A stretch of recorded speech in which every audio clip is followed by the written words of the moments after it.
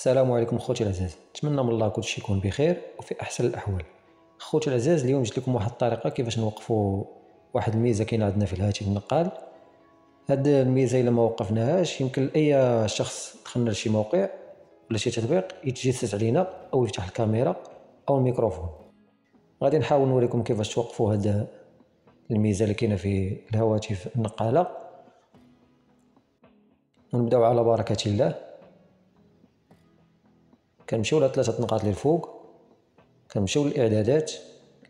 كنهودو لتحت نقلبوا على المواقع الالكترونيه والاعدادات ديال الموقع الالكتروني،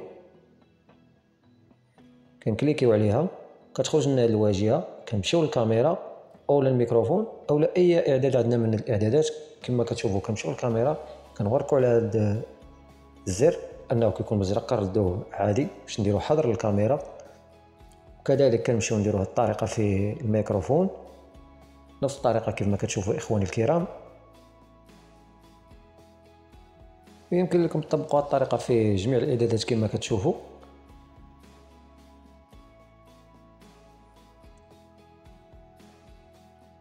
وهذا ما كان اخواني الكرام، ونتمنى من الله انكم تدعموا القناه، تخليوا لنا شي تعليق زوين كيحفزنا. السلام عليكم اخواني الكرام.